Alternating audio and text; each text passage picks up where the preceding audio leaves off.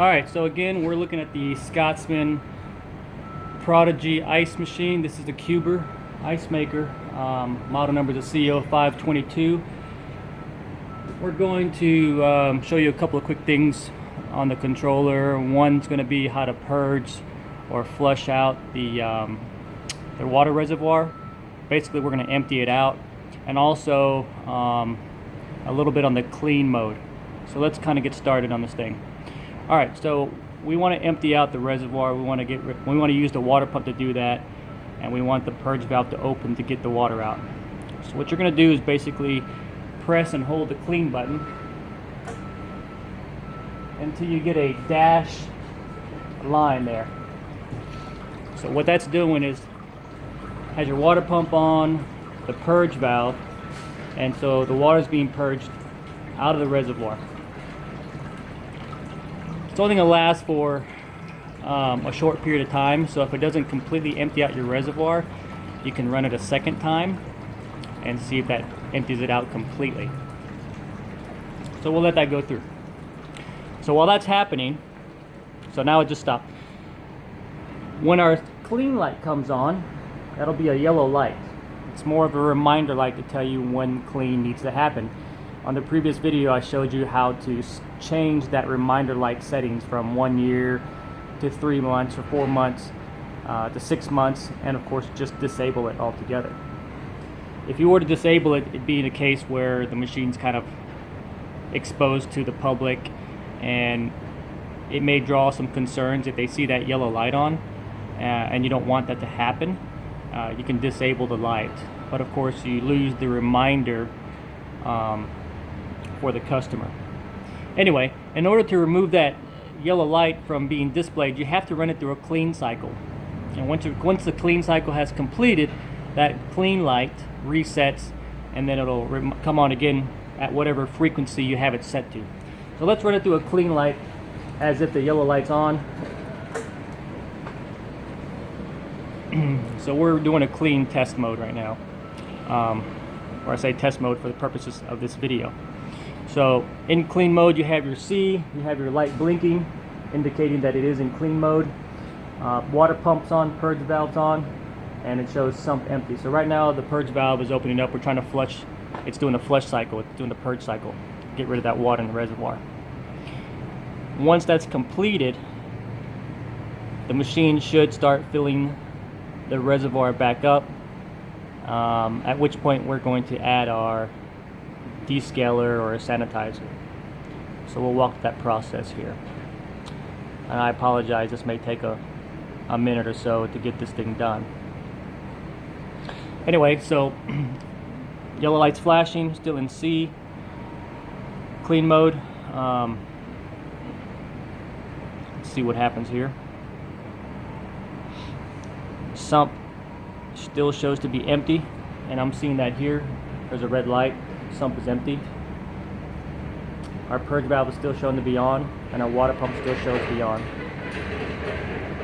And right now I can feel in my reservoir, and I do not feel any water in there at all, so it is empty. So that's good.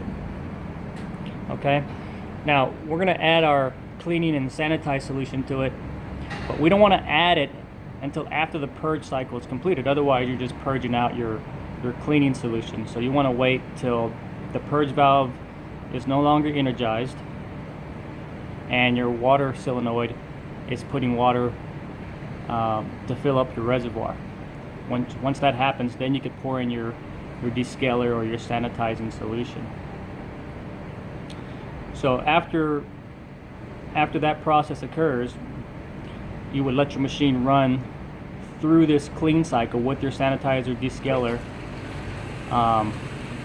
for 15 minutes minimum, in my opinion. If it's got more scale buildup, then I'd let it run a little bit longer, maybe a 20-30 minute cycle. All right, so our purge valve light has shut off, and our water solenoid is filling up our reservoir. I'm going to take our descaling solution. We're going to add it into our sump. Okay, now that we have that in there, we'll let that circulate for a couple minutes. Actually, not even for that long for this video. We're not going to waste time on this video.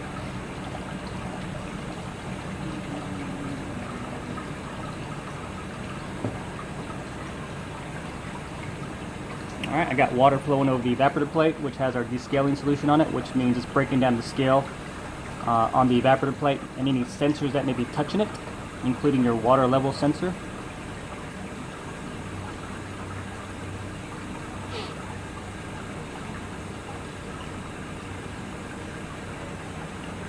Alright, so our sump is now full and our water valve has now shut off. The only thing operating is our water pump, and that's going to circulate all that descaler or sanitizer solution until pretty much you're ready for the next part of it. Alright, so let's say we've gone through the 15 or 20 minute cleaning cycle. We're going to go ahead and press the clean button once more. Once we do that, that yellow light should stay on solid. And what's going to happen now is the system's going to run through a continuous purge. It's going to fill up with water and then purge it out. Fill up with water and purge it out, and again and again and again and again and again until you turn the machine off, basically. So right now it's purging water out, and then it's going to fill up the reservoir with water, and then it's going to run for a minute or so and repeat. After we've done that, let's say for about 5-10 minutes, you can hit the off button.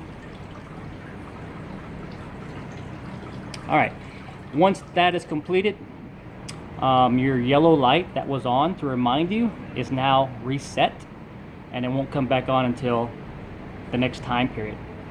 Now what I normally do is I pull out my spray bars, take those to the sink, get them all cleaned up, water hoses, any sensors I can take off, like my water level sensors. I definitely want to take these and get some descaler on them and kind of clean them separately, make sure I get them all nice and clean.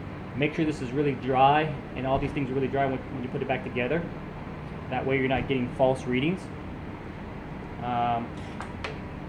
Make sure your ice thickness sensor is cleaned, and make sure it's dry also before you put it back in there. That way it doesn't give you false readings as well. And then you're ready to go. So, and of course don't forget to clean out your reservoir and all the other good stuff. So basically, that's it.